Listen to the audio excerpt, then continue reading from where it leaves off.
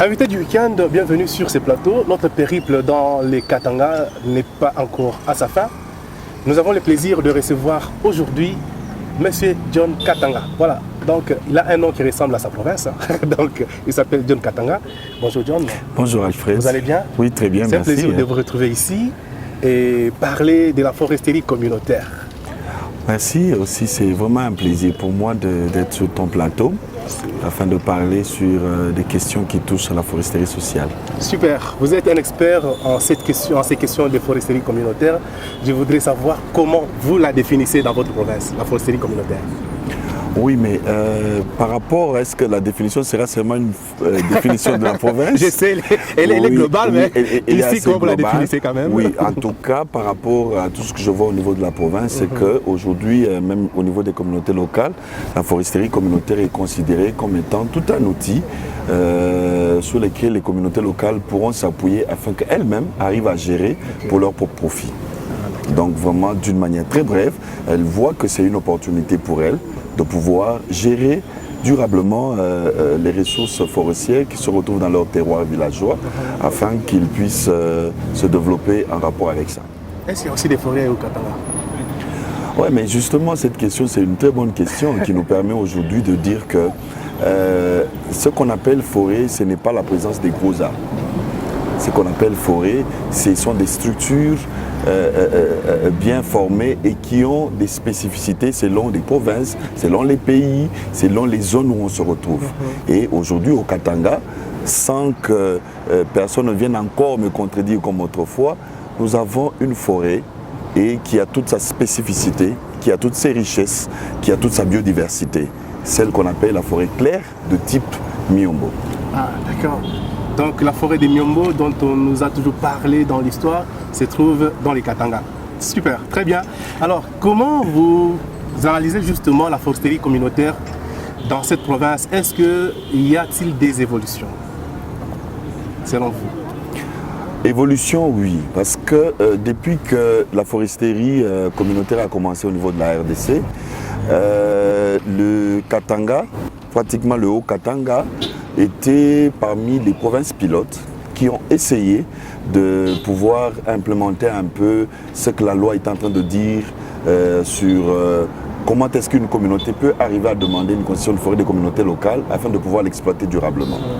Donc de la province pilote qui a essayé d'alimenter les textes de base que nous avons aujourd'hui, que ce soit le décret, que ce soit l'arrêté, il y a l'expérience issue du Katanga, dans le village Kikonke, qui a alimenté les discussions au niveau national sur ce qui concerne la foresterie communautaire.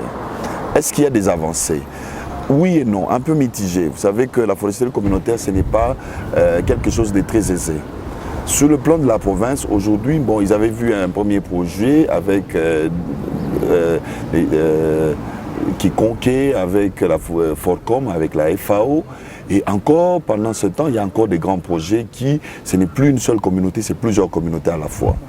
Mais le niveau d'appropriation, aujourd'hui, au niveau des autorités politico-administratives dans la province, est un peu mitigé.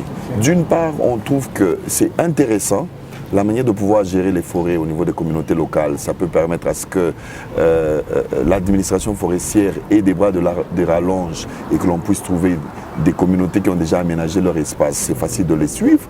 Mais d'autre part, il y a comme un souci de chercher à concilier la foresterie et les mines dans la province.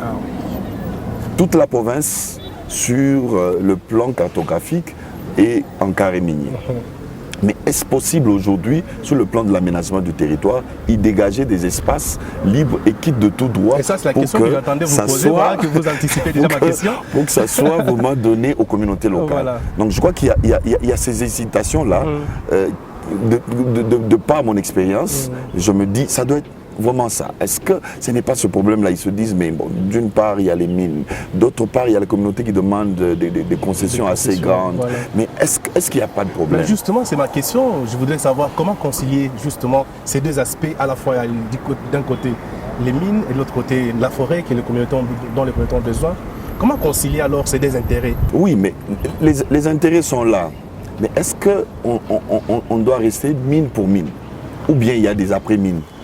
Mais avant qu'on ait des après-mines, est-ce qu'on peut anticiper aujourd'hui et se dire, est-ce qu'on peut avoir des espaces verts?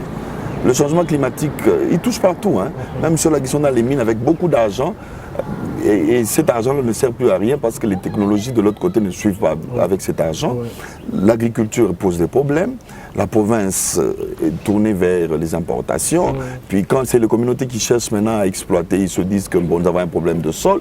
Mais tout ça, ça doit être concilié dans un ensemble pour que demain ou après-demain, on se dise que nous devons bien arriver à aménager notre espace. D'une part, est-ce qu'on peut arriver à affecter des espaces forestiers qui doivent être donnés aux communautés locales pour gérer durablement, qui aura un impact sur le problème du changement climatique?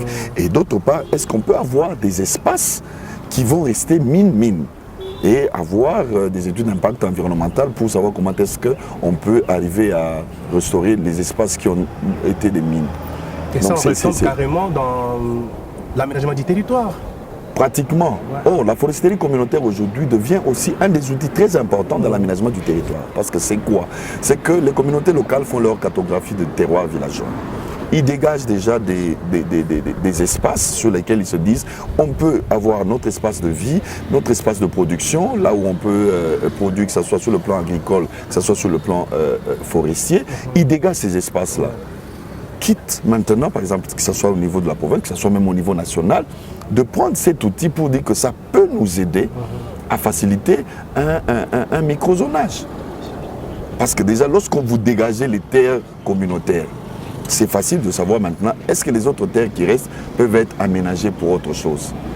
C'est déjà un plus au niveau de l'évolution de l'aménagement du territoire. Exactement. Et dans la réflexion, je crois qu'il serait intéressant de pouvoir passer par la foresterie communautaire et se dire, est-ce que les communautés ont des espaces qu'ils ont sollicités? Est-ce qu'ils vont les solliciter par après? Si on répond par un oui, par l'affirmatif, donc alors là, la foresterie communautaire deviendrait un bon outil qui va aider les décideurs à aménager les espaces. Mais est-ce que, justement, parce que vous parlez de la forêt des Miombo, quels sont les services écosystémiques que cette forêt rend aux communautés encore, à la nation congolaise? Oui, pour ne pas parler d'abord de questions sur le changement climatique, mais de par la biodiversité. Aujourd'hui, sur le plan des bénéfices écosystémiques, le Miombo fait partie des écosystèmes où facilement, tout ce qui concerne nourriture, produits forestiers non ligneux, tout ça, on le retrouve facilement dans la forêt. Okay. Que ce soit sur le plan des animaux, aujourd'hui vous avez des parcs, des plus grands parcs. C'est dans les Miombo, le Kondelungu c'est dans les Miombo, les Upemba c'est dans le Miombo. Donc ces parcs-là, ce n'est pas pour rien qu'ils ont été mis en réserve de la sorte. La biosphère de la Lofira, c'est dans le Miombo. Donc toutes ces choses ont été mises en réserve parce qu'on savait qu'on est en train d'y retrouver certaines essences sur le plan forestier, certains animaux, donc au niveau de la faune, qu'on ne peut retrouver qu'ici. Il y a certaines essences, le Brachystegia, les Isoberlinia, tout ça, on ne peut les retrouver que dans les Miombo, nulle part ailleurs. Et nous avons la grande chance, c'est que le Miombo d'ailleurs qui se trouve dans le Haut-Katanga, c'est le Miombo humide. La régulation de la pluie, c'est au travers de ces Miombo-là. Vous voyez un peu.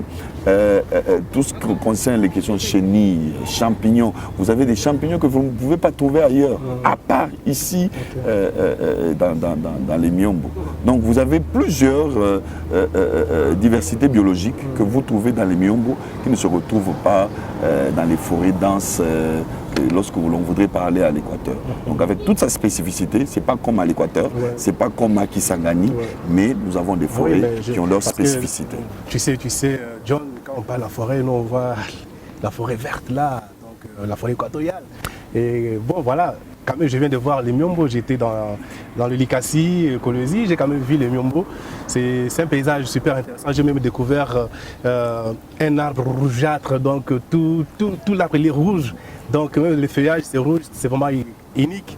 Et j'ai vu quand j'ai partagé la photo, les gens me demandaient si je pouvais apporter avec moi les plantules de cette plante, de cet arbre-là et planté à Kinshasa.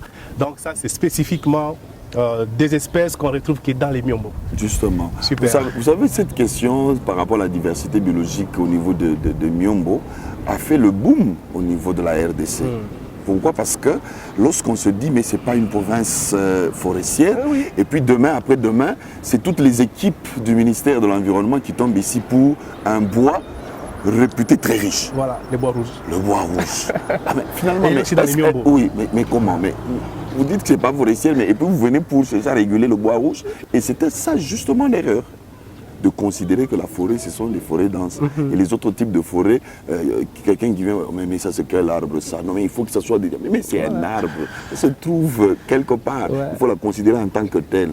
Et quand vous regardez dans le code forestier, la définition de la forêt même, lorsqu'on rentre dans ces définitions, on se dit à un certain moment, les superficies des forêts qui étaient avancées autrefois pour la RDC sont moindres. Ouais. Parce que Il y a à y ajouter. les Miombo n'étaient pas considérés hein, Voilà. dans ces définitions-là, même dans le nombre de superficie qui est mis en place, 145 millions Voilà, d'hectares de ces forêt. chiffres-là doivent être revus. Voilà, parce qu'il y a une forêt ici, Voilà. une forêt spécifique, les Miombo. Alors, tout à l'heure, pas tout à l'heure, mais il y a quelques semaines passées, les ministres de l'Environnement avaient reçu ce qu'on appelle les guides opérationnels pour l'élaboration du plan simple de gestion. Voilà. Comment avez-vous perçu cet instrument qui a été mis à la disposition du grand public? Mais vous savez que c'est un outil très important parce que au niveau du Haut-Katanga, il y a déjà un projet qui est implémenté par la FAO intitulé Projet de gestion communautaire des forêts Miombo dans le sud-est du Katanga. Ce projet-là se base sur ce guide-là. Avant même qu'il ne soit reçu comme ça par le ministre, déjà au niveau des techniciens, c'était l'outil qui était utilisé pour voir un peu de sa faisabilité au niveau du terrain. Donc ensemble avec la division de la foresterie, on s'est dit mais ok, ce sont des outils qui ont été produits. Est-ce que nous déjà, on peut arriver à les tester sur le terrain? Et c'est au cours de ces tests, avec des réunions que l'on peut, là où on peut aller échanger, on peut dire mais regardez la force de cet outil, regardez le niveau de faiblesse. Pour nous, nous avons perçu ça comme étant très très très intéressant.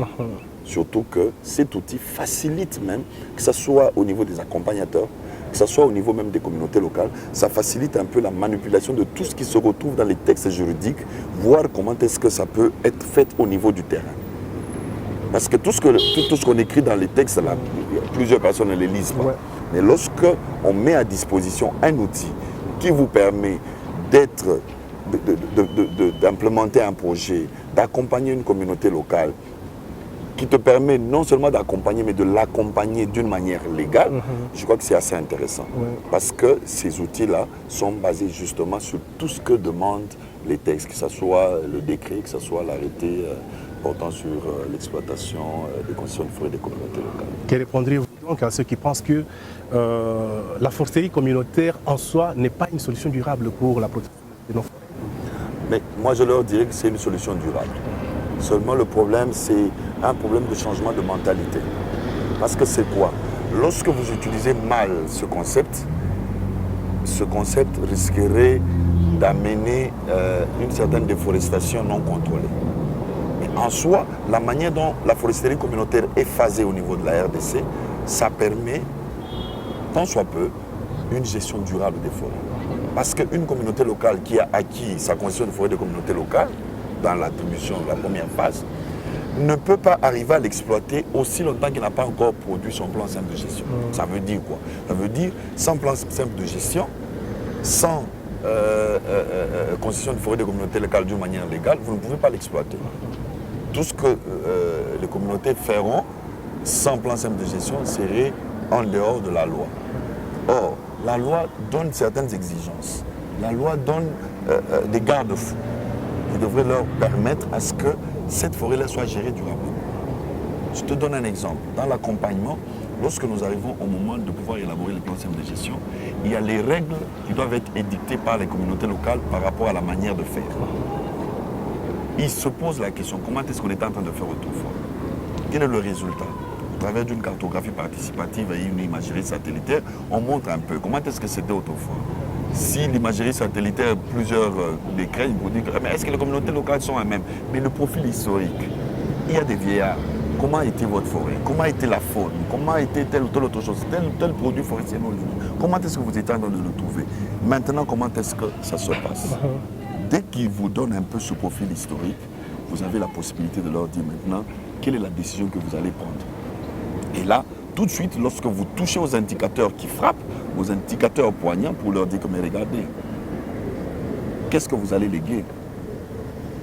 S'ils disent que bon, oh mais ok, mais nous sentons effectivement que nous n'avons plus rien, alors ils prennent des décisions qui sont raisonnées. Ouais.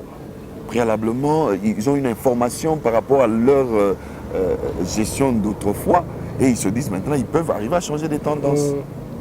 C'est à ce prix-là que l'on dit que la foresterie communautaire peut vraiment arriver à faire gérer durablement les forêts de la RDC. Parce qu'il y a trop de clandestins. Il y a trop de personnes qui sont dans les forêts sans que l'État ne le sache. Mais c'est aussi un outil qui va permettre à l'État de savoir que à tel autre endroit, il y a un espace aménagé et ils peuvent aller suivre.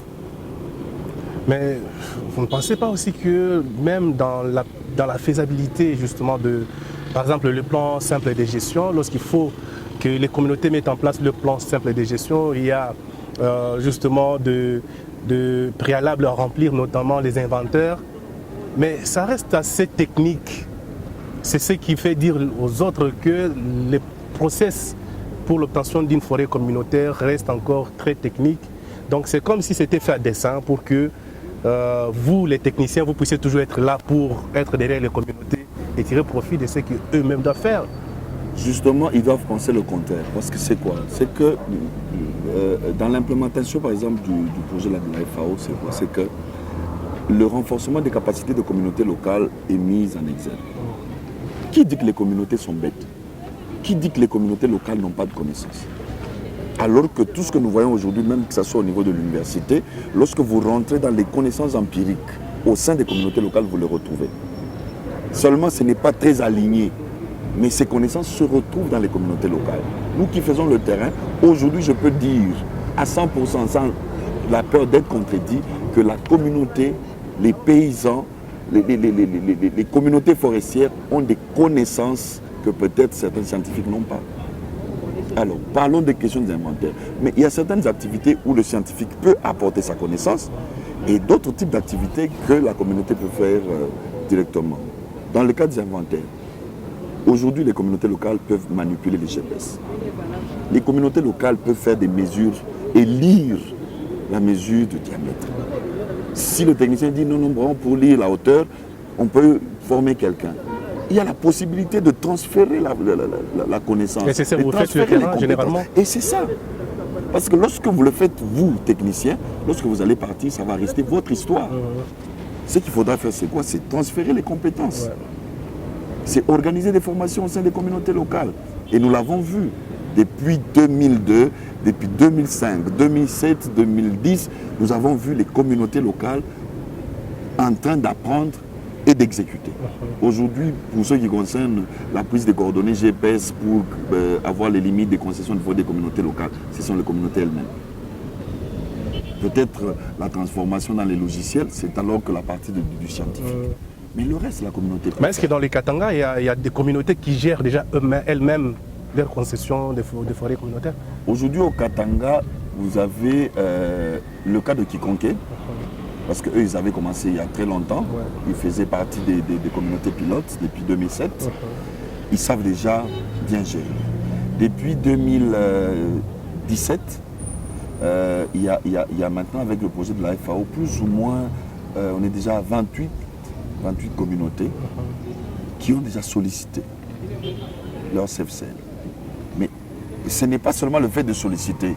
Dans les us et coutumes et dans la manière de les accompagner, vous sentez tout de suite que ces gens ici, ils cherchent déjà à bien s'organiser pour pouvoir affecter les espaces pour tel ou tel autre usage. Et lorsqu'ils le font déjà, nous disons qu'il y a déjà un pas vers une gestion raisonnée de l'espace ou des terroirs villageois dans le cas des CFC. Mais est-ce que, parce que vous êtes l'un des doyens qui aurait travaillé dans ce processus depuis les débuts, quelles sont les faiblesses que vous, en tant qu'expert, vous avez eu à déceler dans ce processus et quelles sont les forces? Quelles sont les leçons que vous avez tirées depuis 2007 que vous avez lancé les différents projets jusqu'à ces jours? Oui, je voudrais commencer un peu par des faiblesses qui même, je crois que dans la suite de temps, que ce soit même au niveau des outils, on va arriver à corriger beaucoup de choses. On a très bien fait de pouvoir dire à ce que l'attribution de CFCL soit au niveau du gouvernorat, donc des provinces. Très bonne chose. Mais cependant, la vulgarisation de ces outils-là au niveau de l'autorité provinciale n'a pas été faite comme il se devait. Le niveau national n'a pas bien boosté les choses. Donc aujourd'hui, ça devient l'affaire de projets. C'est les projets qui doivent former ces gens-là, tout ça. Et les projets ne sont pas là pour toujours former, appuyer l'administration pour ça. L'autre faiblesse, c'est le niveau de demande. On a carrément ignoré le pouvoir des chefs des groupements. Or, en exécutant, ce que nous avons senti, c'est quoi? C'est que ceux-là qui ont le pouvoir et la détention des terres, ici dans le Haut-Katanga, ce sont les chefs des groupements, sur le plan coutumier. Parce que, comme la foresterie communautaire a des bases, se tient sur des bases coutumières, ce sont ces gens-là. Mais dans les outils, à un certain moment, on les a carrément ignorés. Et nous, au niveau du terrain, on avait carrément décidé de pouvoir les intégrer pour qu'ils participent à la décision de la demande de la concession de forêt des communautés locales. Et ça aussi, ça vous permet d'éviter les conflits. Justement. Parce que comment est-ce qu'un chef de localité, si c'est l'unité qui a sollicité, c'est la localité, peut se décider sans l'aval du chef de groupe? Vous voyez un peu. Et ça, par le simple fait aussi que les outils les avaient ignorés, mais les gens voulaient y aller seulement avec l'unité localité, alors qu'il y avait une autre autorité coutumière qui était au-dessus de ces localités-là. Et ça, c'est une faiblesse un peu dans les outils, et il faudra arriver à le corriger comme nous on l'a fait sur le terrain, bien corriger ces choses-là. L'autre faiblesse, c'est quoi? C'est que dans la vulgarisation et dans la sensibilisation pour ce qui concerne les questions de foresterie communautaire, les autorités coutumières ont l'impression qu'ils sont en train de perdre leurs droits et leurs intérêts. Ah oui, ça c'est vrai. Vous voyez un peu? Ils ont raison, non? Non, ils n'ont pas raison. Ils n'ont pas raison. Okay. Pourquoi? Parce que comme c'est basé sur la base coutumière, il y a ce qu'on appelle la définition de partage des bénéfices. Ouais. Ce qui est du chef rentre au chef. Et c'est combien de pourcentages là qui est... Chaque communauté le fait, décide de sa manière. Okay. Il y a des communautés qui vont vous dire, ok, ça va, si on a 100% venant de telle exploitation, dans les 100%, nous, comme on donne toujours les tribus au chef, ce tribut-là, ça peut être 10%. D'autres vont dire, nous, le tribut, c'est 20%. Déjà, le chef a sa part. Et puis, les autres parts rentrent où? Les autres parts, c'est la part de la gestion, de l'aménagement, tout ce qui va concerner la gestion même de la CFCL. Et l'autre part va aller maintenant dans le compte communautaire pour les projets de développement au niveau de la communauté. Ouais. Cet argent ne rentre que dans la communauté. Et le patron de la communauté, c'est le chef du village. Ouais. Lorsque dans le village, il n'y avait pas d'école et qu'au travers cette répartition de bénéfices, ils arrivent à mettre une école, mais c'est pour le chef encore, c'est sa fierté. Donc c'est la gloire du chef. C'est la gloire du chef. Ouais. Donc le chef n'est pas perdant. Au contraire, le chef est en train de consolider son autorité. Parce que lorsqu'il s'agit d'une concession privée, le chef n'a plus de pouvoir sur cette concession-là. Lorsqu'il s'agit d'une concession minière, le chef n'a plus de pouvoir sur cette concession minière. Okay. Vous voyez un peu? Donc la consolidation de l'autorité coutumière est encouragée par la foresterie communautaire telle qu'elle est implémentée au niveau de la RDC.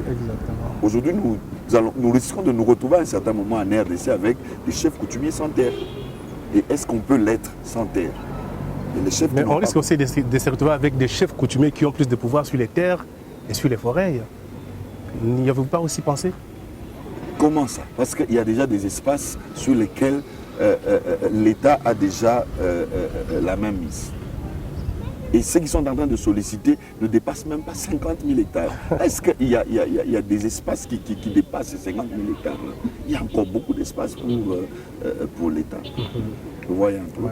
Donc, les chefs ne vont pas avoir plus de pouvoir et plus de terre que l'État, parce que c'est terres-là et ces forêts-là appartiennent premièrement à l'État.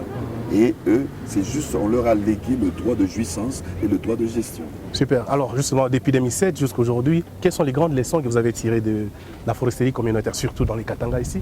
Oui, dans le Katanga, les grandes leçons que nous avons tirées, c'est que la foresterie communautaire peut être un bon outil pour pouvoir freiner la déforestation. Il y en a quand même ici, hein, la déforestation. Pourquoi est-ce que je le dis? Parce qu'aujourd'hui, le Haut-Katanga, je prends vraiment l'exemple du Haut-Katanga, je peux prendre l'exemple du Lualaba aussi, là où il y a les Nyombo. Les grandes villes vous demandent le charbon de bois comme vous n'avez pas idée. Ouais. Toutes les personnes qui essaient un peu de faire le bois énergie, donc le charbon de bois, que ce soit quelqu'un de Lubumbashi, il quitte Lubumbashi, il va dans les villages, pour lui c'est le charbon de bois. Et quand il le coupe, c'est des coupes rases et on laisse des terrains vides, sans souche, sans quoi, ça, avec vu, difficulté de pouvoir... Ça j'ai vu dans les forêts là-bas. Oui, se restaurer. Mais avec la foresterie communautaire, avec leur plan de gestion, ils apprennent même comment est-ce qu'il faut exploiter. Est-ce qu'ici, il faudra faire des éclaircies, ou bien ce sont juste des élagages, ou bien quelles sont les essences qu'il faudra que nous puissions choisir dans le cadre de la production de charbon de bois, qu'est-ce qu'on amène dans le charbon de bois, qu'est-ce qu'on garde pour amener dans le bois d'œuvre. Donc tout ça c'est important, et ça j'ai vu dans plus de 10 communautés où les personnes elles-mêmes, les paysans eux-mêmes, ils se sont dit, mais regardez, si nous prenons ce bois ici, nous le transformons pour faire des pilons, pour faire des mortiers, nous avons plus d'argent que lorsque nous le mettons dans le feu pour faire les macala. Ouais. Est-ce qu'on ne peut pas changer les tendances? Ça c'est un plus. Autrefois les gens ne réfléchissaient pas comme ça. Autrefois les gens se disaient, nous on coupe et puis Dieu va venir faire son affaire. Ah oui, ça c'est vrai. Vois un peu. Aujourd'hui les communautés locales, à cause de la foresterie communautaire, ils ont appris que là où il y a des clairières, ils peuvent arriver à les enrichir. Ils ont fait des pépinières. Ils savent que telle ou telle autre essence, nous pouvons aujourd'hui le multiplier. Ce n'est plus seulement l'affaire de Dieu. Nous pouvons imiter la nature et pouvoir arriver à atteindre. Et là, ils recourent aux essences locales. Ils recourent aux essences locales. Par exemple, dans le projet où nous sommes, c'est vraiment les essences locales. Donc on veut voir vraiment aujourd'hui, est-ce qu'on peut arriver à mettre sur pied un bon système de gestion pour ceux qui concernent les forêts claires de type Nyombo. Quelle est leur capacité de régénération? Si on le coupe à telle distance, est-ce que ces arbres-là peuvent régénérer facilement pour qu'il y ait une rotation, je ne sais pas, de 15 ans ou de 20 ans ou de 25 ans? Et tout ça, c'est grâce à la foresterie communautaire que les communautés sont en train d'apprendre cela. Non seulement les communautés, mais tous les praticiens, ceux-là qui entrent un peu, ils veulent voir comment ça fonctionne. Comment cette formation de Nyombo peut arriver à se faire gérer. Ils ont appris beaucoup de choses. Ça c'est bien. Il y a beaucoup de choses que nous apprenons sur le terrain. Vous pouvez penser que non, les communautés sont tellement, ils n'ont pas de connaissances, mais nous avons vu les communautés nous expliquer quand est-ce qu'un arbre est mûr pour être exploité. Ah bon? Ils ont donné des signes extérieurs. Ok. Regardez comment est-ce que l'écorce se comporte. Lorsque ce n'est pas encore mûr, l'écorce est lisse. Lorsque c'est déjà mûr, l'écorce devient un peu comme rocailleux. Ils donnent des signes. Et quand vous, scientifiques, avec votre pointeau, vous arrivez là-bas pour essayer de tester, lui il te dit déjà, mais ça c'est déjà mûr. Ils regardent les cimes. Ils disent, ouais, mais non, ce cime ici, cet arbre ici ne peut plus continuer. Les communautés ont des connaissances qui aujourd'hui, le scientifique, lorsqu'il se met à côté de cette communauté. Est-ce que ces connaissances, ils ont ces connaissances parce que la foresterie communautaire est là, ou bien ce sont des connaissances qui depuis leurs ancêtres... Depuis leurs ancêtres, ces connaissances existaient. Et maintenant, avec la foresterie communautaire, comme on leur a dit, que mais est-ce qu'on peut arriver à vous responsabiliser pour que vous puissiez arriver à gérer? Ils disent oui, mais bon, quelle est la connaissance que vous avez pour que ces essences ici ne disparaissent pas? Ah oui. Ça, c'est que je vois que c'est super intéressant parce que là, vous faites appel directement à leurs connaissances parce qu'à un moment donné, ils avaient déjà laissé de côté ces connaissances, mais grâce à la foresterie communautaire, on fait appel aux connaissances déjà antérieures, laisser tomber, enterrer même. Oui, nous, en tant qu'experts dans la matière, ce que nous avons compris, c'est que tout ce que nous sommes en train de chercher à faire aujourd'hui, c'est le retour vers ce qui se faisait autrefois. Et quand vous y rentrez, vous allez voir, par exemple, on parle sur comment est-ce qu'on peut arriver à restaurer le sol. Nous, on vient là-haut avec des termes agriculture durable, agriculture de conservation. Dès que vous commencez à expliquer les principes de cette agriculture-là de conservation, Ils vous disent que nous, on a déjà fait ça. Ils vous disent, oh mais oui, mais c'est comme ça qu'on faisait, non? Ok. Mais ça, je dis, mais pourquoi ne pas rentrer Ah, dans voilà. ce qu'on faisait autrefois? C'est bien ça. Donc, la foresterie communautaire est venue vraiment mettre en exergue la connaissance empirique. Ok. Et les bons techniciens, ils entrent par cette porte-là pour arriver à valoriser cette connaissance, à donner encore beaucoup plus de confiance aux communautés locales pour qu'ils arrivent à faire mieux les choses. Ah, super. Alors, on est en train d'étendre déjà vers la fin de cette émission. Vous savez, les week-ends, nous, on se tutoie et on est détendu. Hein? Voilà, c'est très bien. Oui. Voilà. Alors, est-ce que quand même dans les communautés que vous avez accompagnées, pensez-vous qu'il y a des communautés qui se sont développées grâce à la foresterie communautaire? Parler de développement, tu sais, c'est pas très facile. Hein? Parce que les projets forestiers, normalement, le minimum possible que moi je donnerais doit être de 7 ans. Mais la plupart des projets que l'on amène, appuyés par le gouvernement, ce sont des projets qui de fois 3 ans, qui de fois 5 ans. Ok. Vous n'avez pas le temps de pouvoir mesurer l'impact du développement humain. Tu vois? Il serait très intéressant, les communautés qui sont déjà accompagnées comme ça, lorsqu'un autre projet vient, même s'il est de 3 ans, ces gens-là entrent directement dans l'exploitation. Et c'est quand ils entrent directement dans l'exploitation que vous pouvez maintenant essayer d'évaluer sur d'autres choses. Vous voyez? Donc, parler de développement, c'est assez compliqué. Mais moi, je parlerai de développement des connaissances.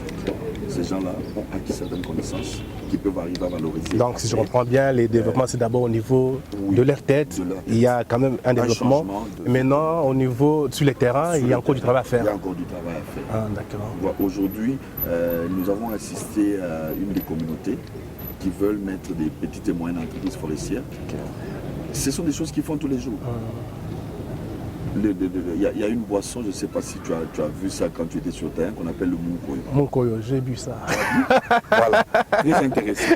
Tu vois, maintenant ce Munkoyo-là, nous, avec certaines mamans, dans un des villages ici, le village Katanga, qui prend encore le nom de la province, il y a des mamans qui sont en train de transformer et faire ça très proprement, pour que ça ne puisse pas être consommé seulement dans les calebasses, là, les calebasses et consorts, mais ils essaient de changer l'emballage. Ok.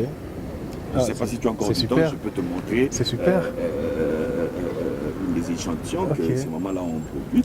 Donc c'est déjà assez intéressant. Ils disent, mais est-ce qu'on voit les gens circuler, que ce soit ici dans la ville, avec ce Munkoyo-là, avec dans les seaux très souvent, tout ça, mais dans des emballages qui ont été recyclés. On ne sait pas trop comment est-ce que ça a été recyclé. Vous savez, certains chauffeurs, à un certain moment, ils utilisent les mêmes bouteilles, et puis ils les jettent à côté. Comment est-ce que ça a été recyclé? Mais lorsque ces mamans présentent bien leurs produits, dans un emballage bien propre, ils attribuent un peu à cela, c'est une valorisation. D'abord de la connaissance empirique. Une grande plus-value. Voilà, justement, et il y a un plus-value. Ça, c'est bien. Et ça, déjà, dans certaines des concessions qui ont été sollicitées, il y a des mamans qui font ça. D'autres, aujourd'hui, c'est par rapport à la production de miel. Dans beaucoup de projets que j'ai vus, c'est on prend des ruches modernes, on amène au sein des communautés locales. Mais quand vous allez partir avec ces ruches-là, ne vont plus commencer à produire. Comment est-ce qu'ils vont faire? J'ai vu d'autres essayer d'apprendre aux communautés locales comment fabriquer ces ruches-là. Mais dans notre projet, nous sommes partis d'une connaissance empirique. Ils fabriquent eux-mêmes des ruches traditionnelles. Nous avons dit que le projet soit là, que le projet ne puisse pas être là. Ils savent quel est l'arbre qu'ils vont utiliser pour fabriquer le ruche. Ils savent quelles sont les techniques qu'ils vont faire pour faire à ce que les abeilles viennent et qu'ils puissent arriver à produire. Ça, c'est super. Ça, c'est super déjà. D'ici la fin de ce mois-ci, ils vont déjà commencer à récolter. Pas sur des ruches modernes, mais sur des ruches traditionnelles qui ont une capacité de donner 60 à 80 litres par ruche. C'est intéressant. Et ça, c'est fait avec une essence de miombo, dont l'écorce aide à faire ces choses-là. Parce que l'écorce s'y prête déjà. Et eux, ils appellent ça le mouvement dans le nom vernaculaire. Ah, super. Donc, vous voyez, donc moi, je me dis, sur le plan de développement, il y a cette connaissance. Donc, ce sont des jalons déjà qui sont posés. Qui sont déjà posés. Et puis, demain ou après-demain, ils peuvent déjà continuer sur ça. Donc, le renforcement de capacité Ça a pris quand même assez de temps, mais nous avons pensé que c'était aussi assez nécessaire pour que les communautés, même après le projet, qu'il reste des choses. Et comment vous entrevoyez justement l'avenir de ces communautés avec toutes les connaissances que vous leur avez données? Pensez-vous que demain après-demain, ils vont faire mieux que ce qu'ils font aujourd'hui? Je ne sais pas trop. Vous savez, avec les communautés locales, ils ont toujours à un certain moment besoin de s'accompagner. Le projet travaille pas seul, mais avec beaucoup de partenaires. Nous avons notre premier partenaire qui est l'État, qui est d'ailleurs le patron même de cette expérience sur le terrain. La coordination professionnelle de l'environnement peut rester dans les accompagnements parce que ça doit rester dans leur rôle. Ouais. Mais il y a aussi les partenaires, les ONG qui les ont accompagnés. Autrefois, ici à Lubumbashi ou dans le Haut-Katanga, on ne parlait d'une seule ONG qui était trop dans les questions de foresterie, les questions de l'environnement, tout ça. Mais aujourd'hui, grâce au projet sur les questions de foresterie, nous avons formé au moins 7 organisations non gouvernementales locales qui peuvent accompagner très valablement, là je peux le dire sans sans peur d'être entredit, ok. Que les 7 autres vont accompagner sérieusement et très bien les communautés locales. Ah, d'accord. Et parmi eux, il y en a d'autres qui ont même appris aux communautés locales comment fabriquer les blocs de terre comprimés sans usage de bois, tout ça, et ils peuvent construire des bureaux. Ok. Ah, donc c'est assez important. Dans les communautés, aujourd'hui, nous avons au moins 20 communautés qui ont déjà leur propre bureau. Ensuite, avec leurs propres efforts, ils ont apporté dans la construction et les partenaires les ont juste accompagnés pour finaliser 2, 3, 4 choses. Donc déjà avec cette initiative où ils se décident eux-mêmes d'apporter, de mettre de leur temps, de mettre de leur énergie, de mettre de leurs moyens, on s'est dit demain, après-demain, ils ne vont pas tout de suite détruire ce qu'eux-mêmes ont construit. Et ça de ce côté-là, je pense que c'est un travail parce que arriver à pousser les communautés à prendre des initiatives seules, sincèrement, c'est pas très facile. Hein. Voilà. C'est pas très facile. Et si vous arrivez à trouver des communautés qui prennent des initiatives et qui vont jusqu'au bout de ces initiatives, bravo. Nous sommes en train vraiment de croiser les doigts pour dire qu'il faudrait venir les évaluer après le projet. Super. Oui, parce que des fois, sous le rythme du projet, les gens pensent que bon, comme le projet est là, et nous pensons que l'évaluation après les projets, 2 ans, 3 ans après, va être encore plus intéressante. Et ça, pour quiconque nous l'avions fait, nous avions compris que après, parce que l'évaluation a été faite en 2017, le projet était parti en 2011, donc 6 ans après le départ du projet. Ce que nous avons constaté, c'était quoi? C'est que les structures n'étaient plus restées avec la même dynamique, mais sur les règles par rapport à la mise en défense de certains espaces, ça nous avons constaté que c'est resté. Et cette année, nous sommes allés faire même un tournage là-bas, il y a eu un retour terrible de la biodiversité. Vous pouvez maintenant voir les singes qui ne savaient plus voir, les chenilles qui sont rentrées, les champignons, et les mamans ont essayé de récolter des grandes choses. Donc, après le projet, c'est encore plus intéressant de venir évaluer. Mais dans cette évaluation, sur le plan social, sur le plan physique, donc la forêt elle-même, sur le plan de l'organisation, donc venir un peu évaluer toutes ces choses-là. Ce que nous avions remarqué pour la communauté qui avait commencé en 2007, jusqu'en 2011, lorsqu'on est venu la récupérer en 2017, nous avons compris que le dynamisme au niveau des structures mises en place, c'est ce qui avait un peu faibli. Super. Les autres choses, je crois que ça avait... Alors, John, je vais te poser 2 questions et on va chuter par là. La première question, il y a combien de concessions des forêts de communauté dans la province du Haut-Katanga, spécifiquement? 0. 0. Et dans la province de Lualaba? 0. 0. Ah, c'est compliqué alors. Mais lesquels vous accompagnez alors? Voilà. Pourquoi est-ce que je te parle de 0? Parce que parler de concessions de forêts des communautés locales doivent être accompagnées d'un acte légal. Ok. Forêts communautaires, il en existe. Multiples. Mais les concessions des forêts des communautés locales, ils doivent avoir un arrêté. Mais s'il n'y a pas d'arrêté, comment est-ce que moi je vais te dire qu'il y a des concessions? Ah, donc jusque-là, il n'y a aucun arrêté? Jusque-là, il n'y a aucun arrêté. Qu'est-ce qui bloque? Bon, je sais qu'il y a beaucoup d'efforts qui peuvent se faire au niveau du gouvernement et ça rentre dans le secret du gouvernement. Et nous espérons que ces communautés-là vont être responsabilisées et légalisées à pouvoir gérer du coup. Ah, d'accord. Donc, si je comprends bien, ça c'est ma compréhension, moi, il y a encore des hésitations du côté du gouvernement pour doter... Je crois que j'avais introduit par là qu'il y a certaines hésitations, surtout lorsque l'on croit que dans l'aménagement du territoire, il n'y a qu'une seule activité, il n'y a qu'un seul usage. C'est les mines. Ce sont les mines. L'autre usage, ce sont les concessions privées agro-pastorales. Lorsqu'on croit à cela, on passe un peu à côté sur la question de la vision verte par rapport à ce que nous devons arriver à faire. Super. Deuxième question. Je veux savoir quel est ton plus grand vœu par rapport aux communautés qui aujourd'hui sont en train de gérer ou bien sont en train de vivre autour des forêts communautaires. Quel est ton plus grand vœu? Moi, je suis un très grand partisan de la foresterie communautaire. Donc, quand je te parle de la foresterie communautaire, c'est 2002, le code forestier est là et moi, j'entre dedans. Donc, mon plus grand vœu aujourd'hui, surtout pour ma province, c'est de voir minimum possible 30 CFCL, 30 communautés locales être responsabilisées d'une manière légale en train de gérer durablement leurs forêts. Parce que ça permettrait, même à l'administration, de les suivre parce qu'on sait où est-ce qu'ils sont.